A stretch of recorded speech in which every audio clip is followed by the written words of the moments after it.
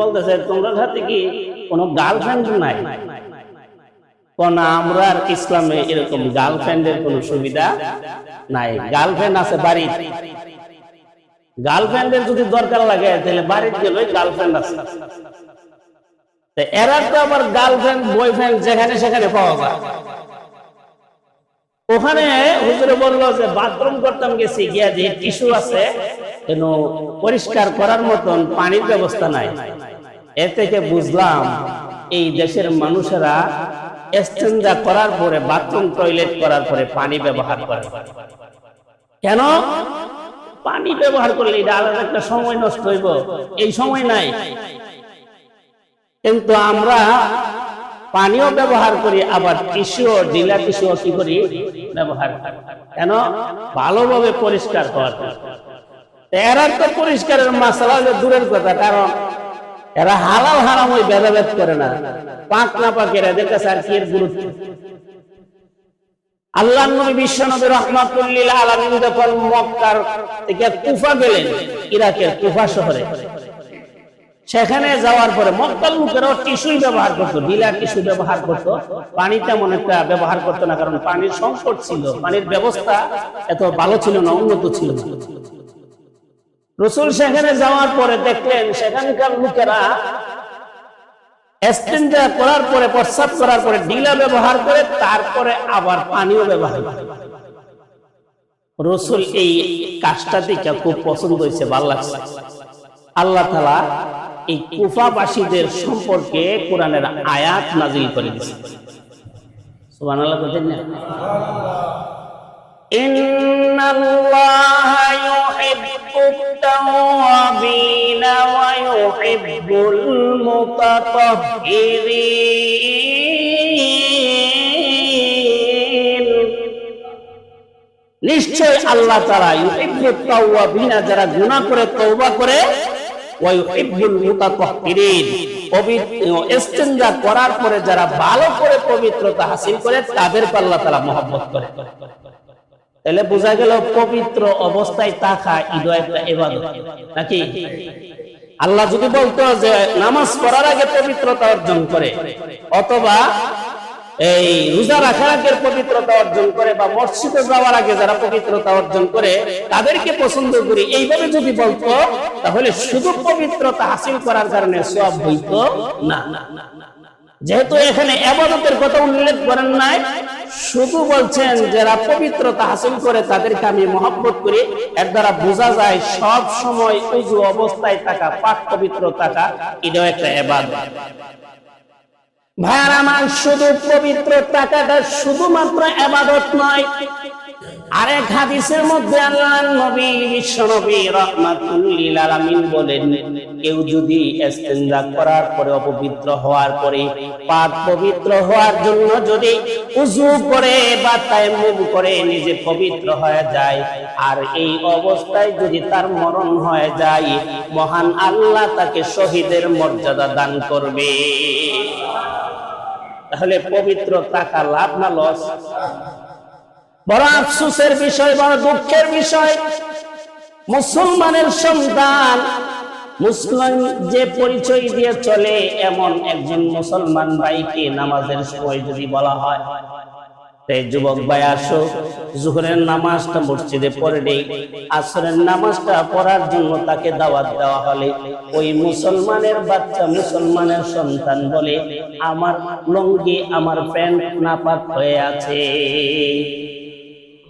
আমার হুজুর কাপড়টা ভালো না। জিজ্ঞাসা, বাথরুম করে দিচ্ছেন? না। প্রস্রাব করে দিচ্ছেন? না। কেন? প্রস্রাব করে ঢিলা লন না কেন? এটা মুসলমানের খাসলত না বেদিনদের খাসলত? এরা বাথরুম করে টিস্যু পরিষ্কার, টিস্যু দিয়ে পরিষ্কার করে, পানি ব্যবহার করে না। এরা পাক থাকুক আর না পাক থাকুক, এরা বেদিনদের, তাদের কোনো ইবাদত নাই। কিন্তু মুসলমানের সন্তান পাক পবিত্র তাকেই তার ইবাদত হইতেছে। এই মুসলমানের সন্তানের প্যান্টের মধ্যে, লুঙ্গির মধ্যে প্রস্রাবের ফোঁটা থাকতো কেন? এটা দুঃখের বিষয় না? সতর্কের জন্য বলতেছি, আল্লাহর নবী বিশ্ব নবী রাহমাতুল লিল আলামিন একটা কবরস্থানের পাশ দিয়ে অতিক্রম করতেছিলেন। হঠাৎ রাসূল একটা কবরের কাছে যাওয়ার পরে থেমে গেলেন। রাসূল সাহাবীদেরকে বললেন, থামো। সাহাবায়ে কেরাম থেমে গেলেন। আল্লাহর নবী বিশ্ব নবী রাহমাতুল লিল আলামিন একজন সাহাবীকে ইশারা করে বললেন, ওই যে খেজুর গাছটা দেখা যায়, সেখান থেকে একটা কাঁচা খেজুরের ডাল ভেঙে নিয়ে আসো। সাহাবী দৌড়ে গেলেন। যাওয়ার পরে আল্লাহর নবীর কাছে একটা কাঁচা ডাল ভেঙে রাসূলের কাছে উপস্থিত হয়ে গেলেন। নিয়ে আসার পরে আল্লাহর নবী বিশ্ব নবী রাহমাতুল লিল আলামিন ওই খেজুরের ডালটাকে দ্বিখণ্ডিত করে কবরটার দুই পাশে গেড়ে দিলেন। দেওয়ার পরে আল্লাহর কাছে দোয়া করলেন, আল্লাহুম্মা গফিরলি আযাবাল কবরি, আয় আল্লাহ এই কবরের আযাব আপনি বন্ধ করে দেন। সাহাবায়ে কেরাম বলেন, ইয়া রাসূলুল্লাহ, ইয়া হাবিবাল্লাহ, ও আল্লাহর নবী, অতীতে তো কোনোদিন এইরকম আপনাকে করতে আমরা দেখি নাই, কেন এইরকম করলেন? আল্লাহর নবী বলেন, সাহাবীরা রে, যেই কবরের মধ্যে খেজুর গাছের কাঁচা ডালটা গেড়ে দেওয়া হলো, ওই কবরটার ভিতরে জাহান্নামের আগুন দিয়ে আল্লাহ তাআলা শাস্তি দিতেছেন। দাও দাও করে ওই লোকটাকে আগুনের জাহান্নামের আগুন দিয়ে পড়ে সারকার করতেছেন আল্লাহ পাক। ওই লোকটা চিৎকার করতে আছে আর কান্না করতে আছে, কে আছো আমাকে বাঁচাও, আমাকে হেফাজত করো, আমাকে আগুনে পুড়ে সারকার করে দিচ্ছে। তার কবরের চিৎকারের আওয়াজ আমি বিশ্বনবীর কানে পৌঁছে গেছে। রে সাহাবীরা, যদি তোমরা তোমাদের মা বাবা আত্মীয় স্বজনকে ভয়ের কারণে কবরে দাফন করতে যাবে না, এই বইটা যদি আমি বিশ্বনবীর না হইতো, তাহলে আমি আল্লাহর কাছে দোয়া করতাম, হে প্রভু, কবরের ভিতরে যে শাস্তি হয় এই শাস্তিগুলি আমার উম্মতদেরকে দেখায়া দেন। এই দোয়া কেন করি না রে সাহাবীরা? শুনে রাখো, যদি আমি এই দোয়া করতাম আর তোমাদের চোখের সামনে কবরের শাস্তির দৃশ্যগুলো যদি ফুটে উঠতো, তোমরা এমন কোন সন্তান খুঁজে পাওয়া যাইতো না নিজের মা, নিজের বাবা, ভাই, আত্মীয় স্বজনকে দাফন করার জন্য কবর পর্যন্ত নিয়ে যাওয়া। কেউ যাইতো না কবরে সেই লাশ দাফন করার জন্য। সাহাবীরা, এই কবরটার মধ্যে কেন শাস্তি হচ্ছে তোমরা কি জানো?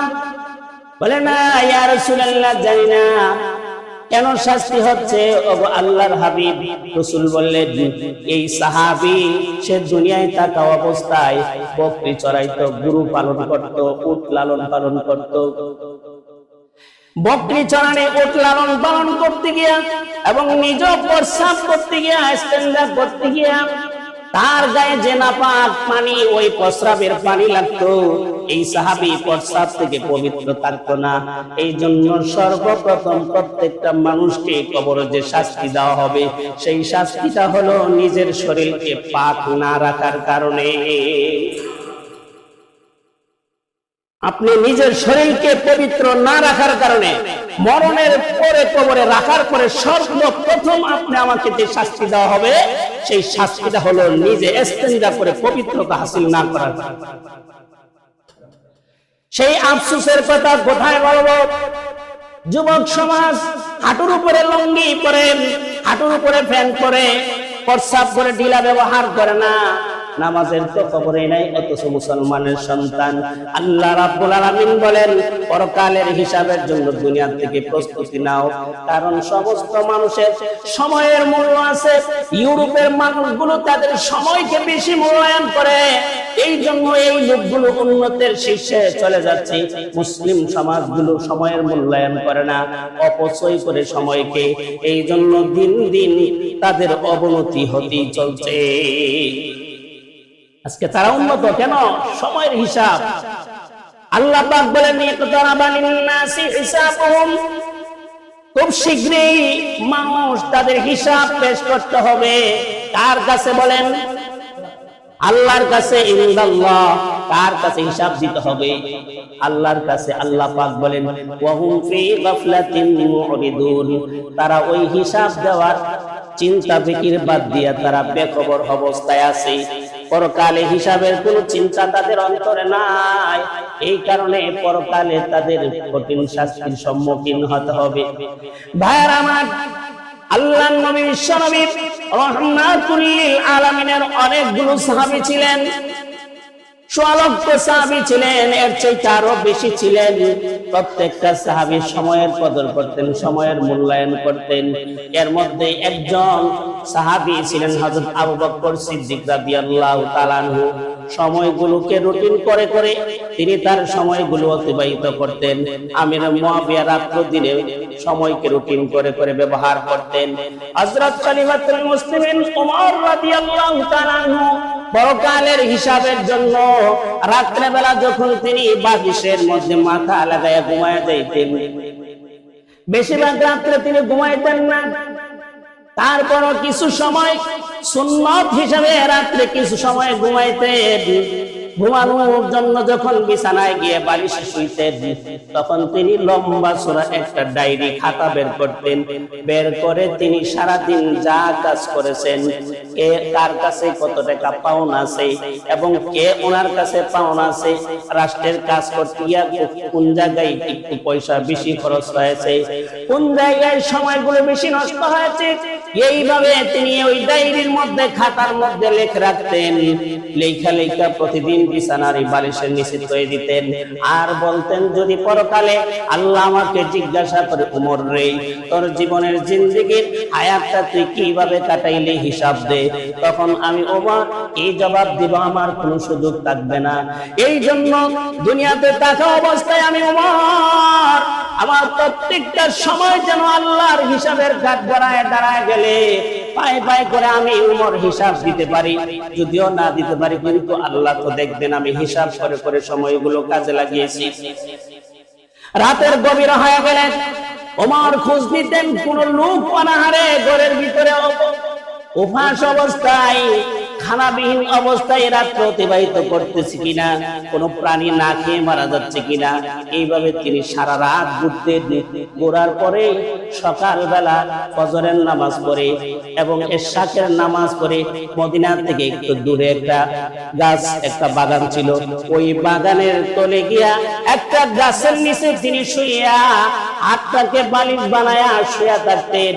নির্দিষ্ট একটা সময় সর্বোচ্চ 1 ঘন্টা তিনি ঘুমাইতেন। 1 ঘন্টার পরে সূর্যের আলোটা ওনার চেহারার মধ্যে যখন লাগতো, নির্দিষ্ট টাইমে গিয়া শুইতেন। আবার সূর্য ঘুরে যখন চেহারার মধ্যে নির্দিষ্ট টাইমে আলো লাগতো, সঙ্গে সঙ্গে ওমর ঘুম থেকে জাগ্রত হয়ে যেত। কারণ আমি রাষ্ট্রপ্রধান, আমি যদি ঘুমায় সময় কাটাই দেই, এই জাতির দায়িত্ব কে পালন করবে? আসরের দিন যদি আল্লাহ বলেন, ওমর পরকালের হিসাব তোমার ছিল না, তুমি শুধু ভোগ বিলাসিতায় আরাম প্রিয় ভাবে জিন্দেগি পরিচালনা করেছো, তোমাকে এই দেশের দায়িত্ব দেওয়া হয়েছিল মুসলিম জাতিসত্তার, তাদের খোঁজ খবর তুমি কি পরিমাণ নিয়েছো, সুতরাং হিসাব দাও। ওমর বলেন, ফোরাত নদীর তীরে দাঁড়ায় ওমর বললেন, দেখে একটা কুকুর কাতরাচ্ছে পানির পিপাসায়, চেষ্টা করতেছি নদীর মধ্যে গিয়ে পানি পান করার জন্য, কিন্তু কুকুরটা যেতে পারতেছে না। ওমর দৌড়ায় গিয়া নিজের গায়ের জামা ভিজাইয়া ফোরাত নদী থেকে পানি ভিজাইয়া ওই কুকুরের মুখে দিয়ে দেন। দেওয়ার পর ওমর বলতেছে, হে কুকুর, আসরের দিন যদি আল্লাহ তাআলা আমাকে জিজ্ঞাসা করে, তোমার শাসন আমলে একটা কুকুর না খায় কেন মারা গেল, পানির পিপাসায় কেন মারা গেল, ওমর রে তুমি কি জবাব দিবে? এই ভয়ে ওমরে তিনি এইখানে দাঁড়ায় থাকা অবস্থায় কুকুরকে পানি পান করা অবস্থায় বললেন, আল্লাহ যদি হাসরের দিন ঘোষণা করে সব লোক জাহান্নামী, এতে আমার ভয় হয়। মহান আল্লাহ জাহান্নামীদের ভিতরে আমি ওমরও থাকতে পারি, এই ভয়ের কারণে আমি ঘুমাইতে পারি না। 2 নাম্বার, আল্লাহ যদি বলেন সব লোক জাহান্নামী, শুধু একটা লোক জান্নাতি, তাহলে আমি ওমরের আশা বিশ্বাস হয় সেই লোকটা আমি ওমরেই জান্নাতি হব। সময়ের গুরুত্ব দিয়েছেন, হিসাব করেছেন কিভাবে পরকালে আমাকে হিসাব দিতে হবে। কিন্তু বড় আফসোস, মুসলমানের সন্তানগুলো যেই সময়গুলোকে গুরুত্ব দিয়ে শিক্ষা দীক্ষা তাদের অর্জন করার দরকার, মা বাবার অবহেলার কারণে সেই ছেলেগুলো পড়াশোনার থেকে দূরে থেকে উপযুক্ত বয়সে উপনীত হয়ে যায়, বালেগ হয়ে যায়, কোন শিক্ষা দীক্ষা থাকে না, তখন বিদেশের জমিনে পাড়ি দেয় মুনি দেওয়ার জন্য। যেই সময়টা তার শিক্ষা গ্রহণ করার উচিত ছিল, সে নিজের জীবনের সময়ের মূল্য দেওয়ার উচিত ছিল, সেই সময়গুলো যদি মূল্যায়ন করতো মুসলমানের সন্তানরা, তাহলে আজকে পশ্চিমা বিশ্বের ইহুদি খ্রিস্টানরা মুসলমানদের পাও ধুয়ে মুসলমানদের পাও টিপ্পা তারা খাইতে। ধর্মীয় শিক্ষা থেকে মুসলমান দূরে, জাগতিক শিক্ষা থেকে দূরে, এমনকি পারিবারিক শিক্ষা থেকে মুসলমানের সন্তানরা দূরে। মা বাবার গায়ে হাত তুলে, পিতার গায়ে হাত তুলে, ভাইয়ের গায়ে হাত তুলে, বড় ভাইয়ের গায়ে হাত তুলে সাহস করে, এত সাহস থেকে পেল? ধর্মীয় শিক্ষার অভাব, সাংস্কৃতিক অভাব, পরিবারের শিক্ষার অভাব। এই সমস্ত অভাবের কারণে সন্তানগুলো বেপরোয়া হয়ে মা বাবার গায়ে পর্যন্ত হাত তুলতে সাহস হয়। আমাদের মুসলমান সমাজের সময়ের গুরুত্ব আছে নাই? মুসলমানের সন্তানরা গিয়া দেখেন খেলার মধ্যে 11 জন লোক খেলতেছে, প্রায় 1 লক্ষের উপরে লোক দেখতেছে। 11 জন লোক খেলে, প্রায় 1 লক্ষের উপরে লোক বৈশা বৈশা গ্যালারিতে দেখতেছে। আপনি উন্নত বিশ্বের দিকে তাকায় দেখেন, তাদের খেলা দেখার টাইম নেই। এই যে জাকারবার্গ ফেসবুক আবিষ্কার করছে, এরপরে আরেকজন আছে ইলন মাস্ক। এই যে ইলন মাস্ক গোটা বিশ্ব সে নেটকে নিয়ন্ত্রণ করে, গোটা বিশ্বের নেটের নিয়ন্ত্রণকারী হলো ইলন মাস্ক। ফেসবুকের আবিষ্কার হলো জাকারবার্গ। তাদের পকেট থেকে যদি কোটি টাকা পড়ে যায়, এই টাকাটা তুলে আবার পকেটে নেওয়ার তাদের সময় নাই। কারণ এই টাকাটা তুলতে তার যতটুকু সময় ব্যয় হবে, এই সময়ের ভিতরে সে কম্পিউটার যদি একটা সফটওয়্যার আবিষ্কার করতে পারে, পড়লো 1 কোটি টাকা, একটা সফটওয়্যার 10 সেকেন্ডে আবিষ্কার করতে পারলে কয়েকশো হাজার কোটি টাকা তার অ্যাকাউন্টে ঢুকে যাবে। তারা সময়কে এইভাবে মূল্যায়ন করতেছে। পরকালে হিসাবের তাদের চিন্তা নাই, কিন্তু আমরা মুসলমানদের পরকালে হিসাব দিতে হবে না হবে না? এই হিসাবের জন্য আমরা প্রস্তুত না। বেশিরভাগ লোক আমরা কিনা প্রস্তুত না। আল্লাহ পাক বলেন ইকতারাবা লিন-নাস হিসাবুহুম। লিন-নাস এখানে আলিফ লামটা হলো আহাদে খারিজি। মুফাসসিরিনে কেরাম বলেন আহাদে খারিজি দিতে হয়, তাহলে সমাজের মধ্যে কিছু সংখ্যক লোক পরকালের হিসাবের জন্য প্রস্তুত আছে। আর যদি আলিফ লামের জিনসি ধরা হয়, তাহলে গোটা পৃথিবীর সমস্ত মানুষই পরকালের হিসাব থেকে বেখবর আছে। মুফাসসিরিনে কেরাম বলেন এই আলিফ লামে আহাদে খারিজি ধরার কারণে মুসলিম সমাজের ভিতরে কিছু মাত্র আল্লাহওয়ালা, আল্লাহর গোলাম আছে, যারা পরকালের হিসাবের বয়ে 5 ওয়াক্ত নামাজ সঠিক সময়ে আদায় করে। আসেনি এমন মানুষ? এই মানুষের সংখ্যা বেশি না কম? আপনারা যারা আজকে অনেকে আইছেন, চুপ করালি, আপনারা কি মনে করেন এই হিসাব দেওয়ার লেগে প্রস্তুত আছেন? না। যদি জিজ্ঞাসা আপনারা ইমান কেমন হবেন, হুজুর কি জানে কই না, আপনার ইমান আপনার থেকে মজবুত আছে। আমরা যদি নামাজ পড়ি না, আমরা ইমান খুব মজবুত। আর তবে আপনারা ঘন ঘন দাওয়াত খায়, আমরা দাওয়াত নাই, তাহলে ইমান মজবুত হলে আপনার দাওয়াত আয় না কেন? এত মজবুত ইমানওয়ালা। এইভাবে বললে ভাই দুনিয়াতে ছাড় পাওয়া যাবে। আপনি আমার সাথে তর্ক করে বাঁচতে পারবেন, কিন্তু আল্লাহর হিসাবের কাঠগড়ায় কি করা যাবে না, বাঁচা যাবে না। বাঁচতে পারবো আমরা? আর আমরা যে 5 ওয়াক্ত যারা নামাজ পড়ি, আমাদেরকে যদি আল্লাহ হিসাব করে, এই যে ফজরের সময় ঘুম থেকে উঠে নামাজ পড়ে 1 গ্লাস পানি খাইছিলে, এটা হিসাব দেয়। পানিটা কি আমি বানাইছি? আপনি বানাইছেন? দুনিয়ার কোন মানুষে বানাইছে না কোন মাখলুকে বানাইতে পারছে?